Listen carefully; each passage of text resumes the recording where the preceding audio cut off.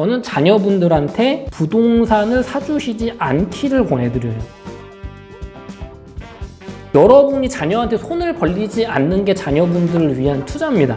자녀들한테 를 주지 말고 뭘 알려주시는 거예요.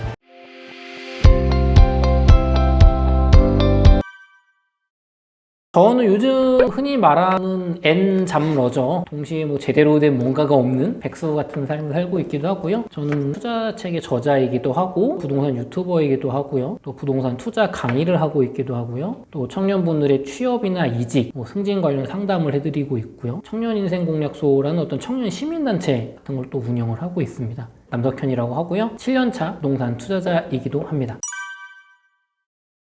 지금 부동산 시장은 굉장히 좋지 않죠. 보통 부동산 쪽에서 흔히 말하는 가장 기본적인 가격의 상승과 하락을 결정하는 게 수요와 공급, 정책적인 측면, 심리적인 측면, 유동성 이런 거라고 했을 때 사실은 좀 부수적인 거라고 봤었던 금리가 오른다고 하는 집값이 떨어지는 건 아니다 라고 흔히들 말했는데 지금은 그 금리가 워낙 급격하게 인상이 되고 있고 또 경제가 지금 위기가 올 수 있다고 할 만큼 경기 침체가 예상되고 있잖아요. 환율도 엄청나게 오르고 있고 제2의 IMF가 온다. 외부 환경이 너무나도 급격하게 지금 나빠지고 있기 때문에 부동산 시장 같은 경우는 가격도 그리고 많이 올라와 있었기 때문에 집값이 역사적으로 지금 가장 소득 대비 비싸요. 역사적으로 우리가 이 영상을 보시는 70년대, 80년대, 90년대, 2000년대 중반에 그 비쌌던 집값을 소득 대비로 몇 년 동안 모아야 할 수 있냐 그 PIR 지수를 봤을 때 그때보다도 비쌉니다. 90년대 초에 우리나라 서울의 PIR 지수가 9.6 정도가 나왔어요. 근데 2008년 금융위기 때가 14가 나왔고요. 지금은 그 수치가 24가 나오고 있거든요. 그러니까 정말 비싸요. 정말 비싸요. 집값이 이렇게 오른 상태에서 외부적인 이 금리 이슈를 맞아버리니까 이게 지금 버티지 못하고 크게 무너질 수도 있는 상황. 지금은 하락 조정이지만 이게 더 심해지고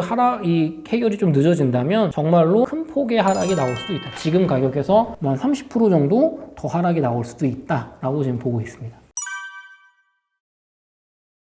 정부의 입장을 좀 아셨으면 좋겠어요. 종부세나 재산세, 양도세 이런 거는 이제 세금을 강화하는 거잖아요. 정부 입장에서는 집값의 급격한 상승과 급격한 하락 둘 다 원하지를 않습니다. 어떻게 보면 당연한 거죠. 집이라는 거는 우리 국민 편익을 증진시키기 위해서 존재하는 거기 때문에 집으로 너무 많은 이득을 얻거나 또 반대로 집값이 하락을 해서 사람들이 파산하거나 이런 고통을 겪는 걸 당연히 국가는 원하지 않죠. 근데 집이 너무 많이 올라가니까 여러 가지 이유에 의해서 그러니까 이런 세금 정책을 강화하는 건데 이 세금을 너무 많이 올려버리면 버티던 사람들이 결국에는 집을 헐값에 내던지게 되겠죠. 내가 집을 보유했다고 10억짜리 집에 사는데 세금을 1년에 2억씩 내봐요. 5년이면 내 돈이 없어져요. 그러면 팔아버리려고 하지 않겠어요? 징벌적 세금을 못 견디고 그러면 사람들이 값을 낮춰서 투매를 하게 되니까 가격이 급락을 하게 되겠죠. 진짜 찐부자들만 그 돈을 다 사서 부동산이 정말 소수의 부자에게 편중이 되는 현상이 발생을 하죠. 그럼 그 사람들은 그 세금을 내면서도 월세를 더 올려서 버틸 수가 있겠죠. 독점 사업이 돼버리니까.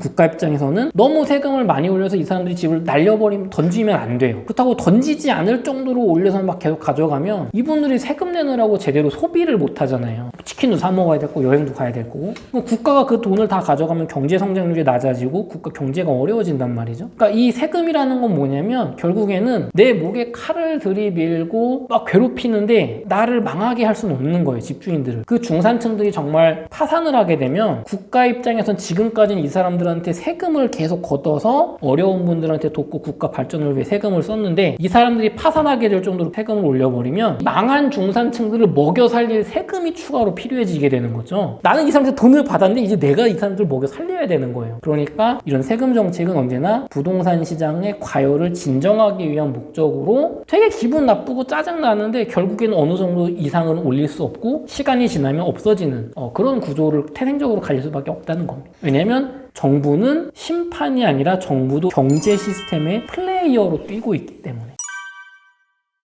전통적인 시각은 금리는 부동산 상승 하락에 크게 영향이 없다라는 의견이 대다수였어요. 1960년대에서 1980년대 이때까지 미국의 기준금리가 23% 10%까지 갔었습니다. 70년대에 막 금리 한 달 만에 막 13% 올리고 막 그랬거든요. 지금 막 0.75% 인상, 이거는 거의 애들 장난 수준이었어요. 금리를 막 10%씩 올렸어요. 기준금리 23%. 그때 우리나라 뭐 대출 받으면 뭐 30% 나왔겠죠. 예금 이자도 막 20% 나왔던 시절이니까. 근데 그 시절에 금리가 올라간다는 건 전통적인 특히나 이 주식 베이스인 분들 시각으로 보면 자산 가치가 떨어져야 되는 거잖아요. 근데 우리나라 60년대, 80년대에 집값이 어떻게 됐죠?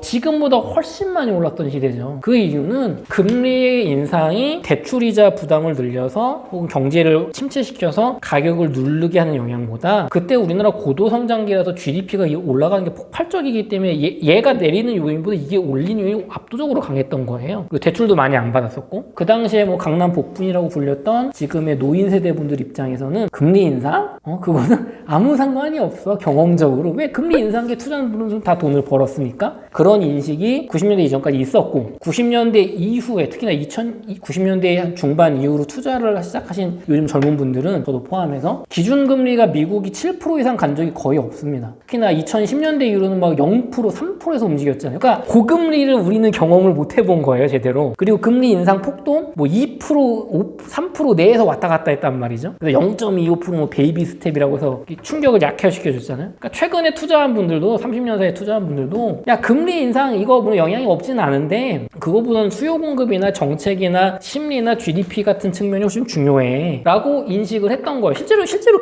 결과가 그랬으니까. 근데 이번 같은 경우는 그게 깨졌죠. 저도 많이 반성하는 부분인데, 그래서 실제로 여태까지 연구 데이터를 보면, 한국은행 같은 거 보면 우리나라 금리 인상이 1%가 올라갔을 때 집값 하락에 미치는 영향이 해외 선진국에 비해서 10분의 1 수준이었어요. 우리나라는. 외국은 금리 올라가면서 집값이 좀 유의미하게 떨어졌다면 우리나라는 별로 영향이 없었어요. 근데 이번엔 다르죠. 두 가지 측면이 변경이 된 것 같아요. 하나는 주택의 금융화. 예전에는 대출을 많이 안 받았단 말이죠. 지금처럼 뭐 20, 30%? 많이 받아야 50%? 대출도 빨리 갚으려고 막 10년, 15년 이렇게 빌렸단 말이죠. 원금 막 빨리 갚으려고. 근데 이제는 사람들이 30년, 40년 이렇게 막 길게 빌리고 이자만 내고 원금은 안 갚으려고 집값 오르면 팔아가지고 차익 먹으려고 막 이게 바뀌었잖아요. 문화가. 대출액이 많아졌어요. 그래서 금리가 올라갔을 때 예전에는 내 돈이 한 70%니까 금리 좀 올라가도 내 이자가 조금밖에 안 올랐어요. 이자가 대출이 적었으니까. 지금은 막 대출이 3억, 4억, 5억을 빌려서 하니까 금리가 올라가는 거에 영향이 커진 거죠. 그게 있고, 두 번째는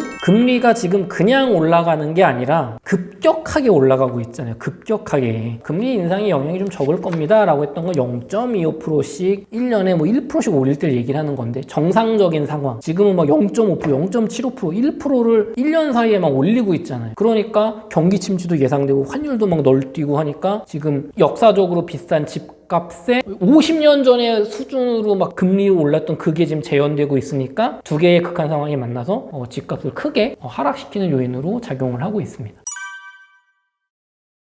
이거는 전혀 그렇지가 않아요. 우리 어르신분들의 실버타운이라는 걸 한번 보시면 확실히 이해가 되실 것 같은데요. 인구가 감소를 하게 되면 사람들은 점점 더 핵심지에 몰려 살게 됩니다. 핵심지라는 건 교통이 좋고 일자리가 많고 병원이 좋고 사람들이 몰려 사는 곳을 말해요. 왜냐하면 여러분이 지금 인구가 소멸되고 줄어들고 폐가가 늘어나는 지역의 소도시에 가보시면 거기에 살려면 돈이 되게 많이 들어요. 일단은 버스가 없죠. 버스가 뭐 1시간에 한 대 와요. 움직이기가 불편하니까 차가 있어야 되거든요. 교통비가 많이 들고요. 주변에 슈퍼 같은 게 없으니까 구멍가게밖에 없으니까 조금 큰 거 사려면 차 몰고 가야 되고요. 헬스장 같은 데 가서 운동하려고 했더니 동네에 헬스장이 하나밖에 없습니다. 독점 사업이에요. 가격을 비싸게 올려도 나밖에 하는 사람이 없잖아요. 대도시는 막 경쟁하죠. 더 좋은 서비스, 더 좋은 가격. 근데 지방 소멸도시는 이런 서비스가 없거나 있어도 독점이기 때문에 가격이 비쌉니다. 그리고 불친절하고요. 그리고 병원 같은 거 특히나 어르신들한테 많이 필요한데 병원이 없어요. 되게 불편하고 주거비가 많이 들고 주변에 젊은 사람도 없고 활기도 적습니다. 그래서 이렇게 한번 인구 감소가 본격화되는 지역은 급격하게 사람들이 이사를 가요. 주변의 대도시로,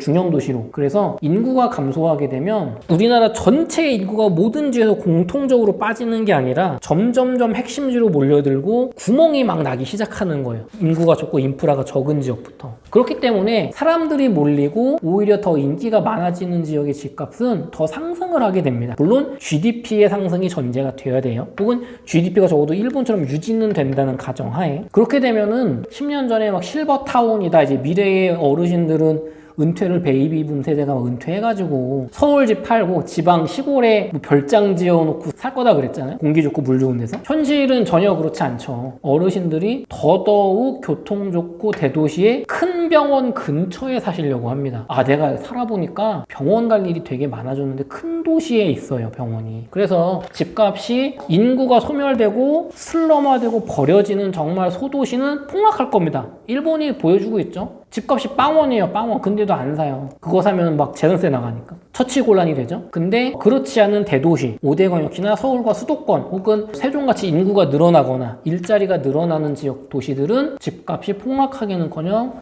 우리나라 GDP 성장에 맞춰서 상승할 겁니다. 이거는 가능성이 없지는 않아요. 만약에 요번에 지금 인플레이션 이슈를 우리나라가 해결을 못하고 금리 인상 때 잘 대응을 못해서 정말로 심각한 경제 위기가 온다면 가계부채 이슈가 터질 수도 있겠죠. 2008 금융위기 이후에 국가의 대응 방안이 어떻게 바뀌셨는지를 이해를 하셨으면 좋겠어요. 97년 IMF 때까지는 우리나라뿐만 아니라 그 세계 선진국들이 망할 기업은 망하는 게 좋다라는 게 정답이었어요. 아니 대출 막 빌려서 쓰고 했다가 이런 부실 기업은 정리를 해야 국가 경제가 잘 돌아간다. 근데 시간이 지날수록 야 그게 아니고 진짜 망할 기업은 망하지만 웬만한 기업은 망하지 않게 국가의 돈으로 공적 자금이라는 이름으로 세금으로 망하지 않게 살려주는 게 결과적으로 국가와 국민에겐 이득이 되더라를 배우게 됐어요. 그래서 IMF 때는 우리나라 다 망하게 했잖아요. 그리고 막 금리 올리고. 근데 2008 금융위기 때 이후로는 뭐 양적 완화라고 해서 막 정부 돈으로 막 망하지 않게 기업들 망하지 않게 하고 금리를 낮췄죠. 이게 그런 경제의 큰 전환이거든요. 옳고 그름의 문제가 아니라 이런 부실 기업들이 망하지 않고 버텨서 일자리를 유지하는 게 국민들한테 이득이야 결과적으로. 그래서 그렇게 큰 흐름이 바뀐 거예요. 그래서 가계부채 문제도 물론 심각하지만 우리나라 내부의 빚이잖아요. 우리가 뭐 일본의 빚을 진 게 아니잖아요. 국민들이 주택담보대출이잖아요. 뭐 전세자금대출이나 뭐 사업자대출이나 국가에서 그런 상황이 심각하게 발생한다면 대출 유예를 해주거나 탕감을 해주는 식으로 개인들이 파산하지 않게 대응 방안을 해줄 겁니다. 우리 설령 그렇게 되지 않는다고 하더라도 우리나라 가계부채가 정말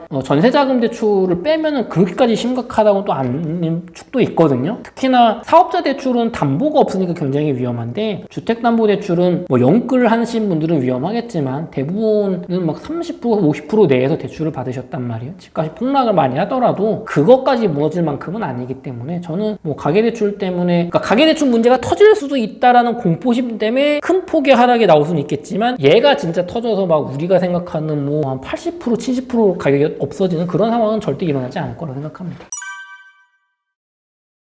돈을 버는 집은요, 기대 수익이 큰 대신에 리스크가 많이 예상되는 집들인 거예요. 예를 들면 재개발, 재건축이 있을 거고요. 큰 호재가 있다고 해서 상승하는 지역에 어떤 주택들이 있을 거고요. 풍선 효과로 규제 때문에 뭐 서울 투자 못하니까 뭐 인천 규제 없을 때 막 올라가는 것처럼 본질적인 가치에 의해서 올라가는 게 아니라 얘가 정책적인 이유나 외부적인 여건에 의해서 올라가는 걸 말해요. 낡은 빌라지만 재건축돼서 새 아파트 되면 비싸게 분양될 거니까 지금 프리미엄 이만큼 받아야 돼. 이런 것들이 대표적인 돈을 버는 집이죠. 근데 이런 집들은요, 지금처럼 시장 상황이 꺾이게 되면 순식간에 그 열기가 사라지게 됩니다. 재개발, 재건축 다 멈춰요. 그러면 빌라는 막 2억 가치밖에 없고 전세금도 1억밖에 못 받는데 얘는 새 아파트 되면 한 15억 갈 거니까 프리미엄 10억이었어요. 12억에 거래되다가 경제 위기가 심해지면 이런 거 프리미엄은 순식간에 사라집니다. 혹은 뭐 반토막 이상 나요. 12억에 팔리던 빌라가 갑자기 5억, 7억, 6억, 심지어는 그냥 2억. 마이너스 프리미엄도 나요, 심지어. 크게 떨어지거든요. 이런 데에 물리면은 거의 정말 긴 세월 고생하거나 파산할 수도 있겠죠, 대출을 받았다면. 여기 대출을 내가 연끌해서 들어갔으면 얼마나 지금 많은 기회비용의 손실과 고통을 받고 있겠어요. 반면에 돈을 지키는 집은 나한테 필요한 수준의 집, 내가 가진 돈에 맞춰서 약간의 대출을 받거나 내가 나이가 좀 있다면 그냥 대출 없이 내 수준에 맞는 집. 물론 상승기 때 나도 오르죠. 근데 이런 호재가 있거나 새 아파트 되는 집이 더 많이 오르잖아요. 그런 집을 돈을 지키는 집이라고 해요. 그래서 저는 여러분이 부동산 공부를 좀 많이 하시면은 돈을 지키는 집, 내 실거주용 집을 하나 사놓고 남들 다 집 사면 망한다고 할 때 그때 돈을 버는 집을 그런 상승장 초반 때, 그러니까 지금은 돈을 버는 집을 어떤 재개발, 재건축, 뭐 호재로 올라가는 곳, 지방 갭 투자, 소액 투자 이런 거를 하시면 안 되는 식인 거죠.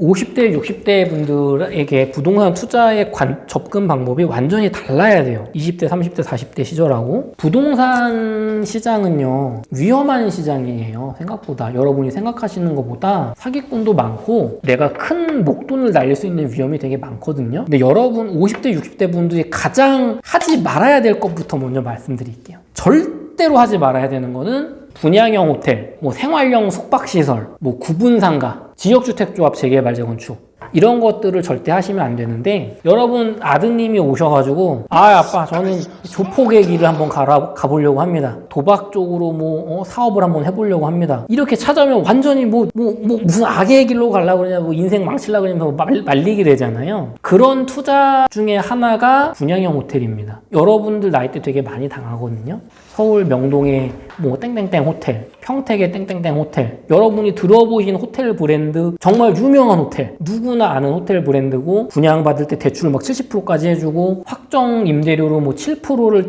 몇 년 동안 보장한다, 공실이 날 수가 없다, 이런 식으로 꼬신단 말이죠. 그쪽에 한번 발을 들이면요, 제가 길 가다가 강도한테 당했어요. 3천만 원을 뺏겼어요. 그럼 되게 손해가 심한 거잖아요. 나는 3천만 원 날렸다. 근데 이런 분양형 호텔 같은 데 빠지면, 야 너는 3천만 원밖에 안 날렸니? 너 되게 운이 좋구나, 정말 잘 빠져나왔구나 소리를 듣습니다. 내가 계약금 3천만 원에 잔금 1억 7천에서 2억 주고 호텔을 하나 샀어요, 지방에. 그럼 2억을 날리고 내가 빠져나오면, 야 너 2억으로 거길 빠져나와서 넌 참 다행이구나 소리를 듣습니다. 그런데 빠지면 내 돈을 날리는 건 물론이고 내 은행 이자와 관리비로 계속 돈이 들어가요. 법정 투쟁을 하는데 돈이 들어가고 몇 천만 원씩 돈이 계속 들어갑니다. 그래서 내가 이걸 제발 누군가한테 팔려고 해도 아무도 그걸 사질 않아요. 돈 나가는 하마기 때문에. 그래서 은행 이자와 관리비에 묶여서 여러분 여생을 계속 10년 동안 돈을 날리게 됩니다. 싸워서 이혼하고 자살하시는 분도 많고요. 암 걸려서 돌아가시는 분도 많고요. 그럼 이해가 안 되실 거예요. 아니 왜 그렇게 돼요? 호텔 장사가 잘 돼도요, 그 운영사분들이 돈을 제대로 지급을 안 합니다. 애초에 사기를 치려고 하는 거예요. 법보다 주목이 우선되는 어떤 영역이 있는데, 부동산 투자는 상당히 그런 영역이 꽤 있는 위험한 상품이란 말이에요. 우리는 맨날 아파트, 빌라, 오피스텔 이런 것만 보니까, 그러니까 이거는 부동산에서 굉장히 안전하고 법의 보호가 되는 양지, 근데 음지 영역이 되게 많은 거예요. 부동산은 여러분의 분양가 투자금으로 쉽게 말하면 대출받아서 건물을 짓고 그 건물에서 나오는 수익을 그냥 자기가 다 먹어요. 돈을 제대로 안 줍니다. 장사가 잘 돼도.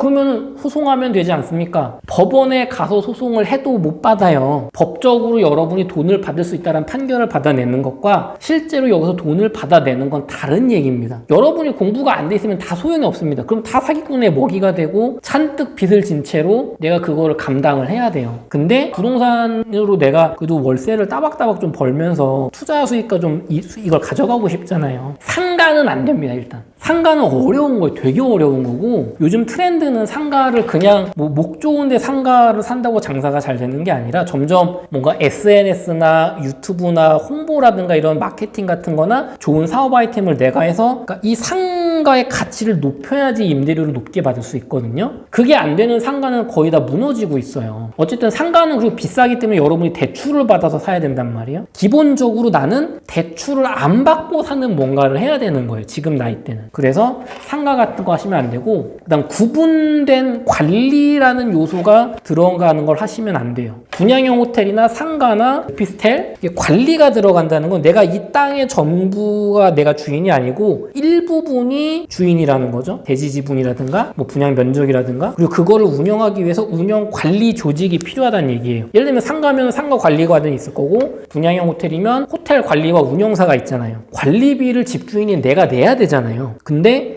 사기꾼들이거나 장사가 안 되면 나는 은행 이자 플러스 관리비를 계속 내야 돼요. 근데 내가 나 이거 싫다, 팔고 싶다고 할 때 그 돈을 주고 아무도 안 사줍니다. 돈이 안 되는데 누가 사주겠어요. 근데 내가 나이가 젊고 어떤 상업적으로 뭔가 할 수 있는 능력이 되면 내가 그 상가에 들어가서 내가 사업을 일으켜서 장사를 잘 되게 만들면 높은 임대료를 만들 수 있으니까 비싸게 팔 수 수 있는 방법이 있거든요. 근데 여러분은 그런 게 잘 안 되실 거란 말이죠, 대부분. 그래서 그런 거 말고 내가 그냥 관리 안 해도 되고 내가 여기 가치를 높이지 않아도 그냥 돈을 따박따박 받을 수 있는 거, 안전한 거, 사기꾼도 없는 분야, 그게 주거용 부동산입니다. 빌라 같은 거, 서울의 빌라, 뭐 경기도권의 빌라, 이런 거는 필수제이기 때문에 사람이 몰리고 일자리가 있고 계속 필요한 지역은 어쩔 수 없잖아요. 내 집이 하나, 그러니까 살 집이 남의 집이라도 있어야 되니까 공실이 안 납니다. 그런 데는 적게 나요. 내가 한 투자금이 2억 정도 있습니다. 내가 사는 집 빼고. 그러면 막 이상한 거 대출 받아가지고 막 하지 말고 1억짜리 오피스텔 2채, 뭐 인천이나 경기도나 아니면 뭐 서울의 빌라나 경기도 빌라 한 채 더 사는 거예요, 그냥. 그래서 내 돈으로 월세 한 100만 원? 그 정도 받을 수 있거든요. 그 정도 받으면서 그렇게 보수적으로 그냥 내가 한 100만 원 월세 따박따박 나오는 주거용 부동산에 안전하게 산다. 나머지는 뭐 국민연금이라든가 그런 걸로 산다. 그렇게 접근하시면 될 것 같아요. 절대로 분양형 호텔이나 상가 같은 거, 특히 신축 분양 이런 거 대출 받아서 하시면 안 됩니다. 먼저 여러분의 노후가 준비가 되어 있는지를 먼저 질문을 하셨으면 좋겠어요. 근데 여러분의 노후가 딱히 없어요. 그냥 국민연금 하나밖에 없어요. 돈도 많지도 않아요. 뭐 한 2, 3억이 전부예요. 퇴직금 받은 거. 저는 자녀분들한테 부동산을 사주시지 않기를 권해드려요. 여러분의 노후를 위해서 그 돈을 쓰시고 월세가 나온다거나 하는 그런 주거용 뭐 빌라 같은 게 있겠죠. 오피스텔이나 그런 걸 해주시고, 여러분이 자녀한테 손을 벌리지 않는 게 자녀분들을 위한 투자입니다. 자녀분들도 그걸 원할 거예요. 그렇게 되면 근데 좀 미안하잖아요. 그러면 자녀들한테 물고기를 주지 말고 물고기 잡는 법을 알려주시는 거예요. 엄마 아빠가 노후가 너를 교육을 열심히 시키고 키웠지만 내가 그 정도까지는 여력이 안 된다. 그래서 그 대신에 내가 너한테 부동산이나 경제를 공부할 수 있도록 자금 지원을 좀 해줄게. 학원비 대줄게. 뭐 한 1,000만 원 정도 지원해줄 수 있잖아요. 다달이 50만 원씩 한 1, 2년 들어봐라. 그런 식으로 강의를 제대로 된 사람을 여러분이 찾을 거나 자녀한테 찾게 해서 경제가 이런 거고 주식 투자가 이런 거고 부동산 투자가 이런 거구나. 그거를 알려주셔야지. 그런 거 없이 그냥 자녀한테 물려주시면 얘는 이게 사야 될지 팔아야 될지 모르니까 또 날려버린단 말이에요. 그러니까 지식을 알려주시는 게 최고죠. 근데 내가 어느 정도 내 노후도 돼 있고 자금력도 좀 돼서 자녀들은 알아서 자기가 배울 수 있고 내가 좀 해주고 싶다. 그러면은 무조건 서울에 아파트, 그냥 여러분 자녀분들이 회사 출퇴근하기에 괜찮은 지역에 20년 이내의 아파트를 전세 끼고 사주시면 좋을 것 같아요. 10년에 5천만 원까지는 자식한테 증여가 되거든요. 증여세 안 내고. 그럼 전세 끼고 뭐 2억 정도 전세를 끼고 사주셨다. 집값 좀 더 하락했을 때, 전세가 매매가 차이가 줄었을 때, 그러면은 뭐 1억 5천에 대한 증여세만 내는 얼마 안 돼요. 그렇게 생각보다. 그 다음에 나머지는 이제 너가 회사에 취직을 해서 회사에서 주택담보대출 받아서 여기 들어가서 살아라. 내가 해줄 수 있는 건 다 해줘. 깔끔하게 그렇게 가시면 됩니다.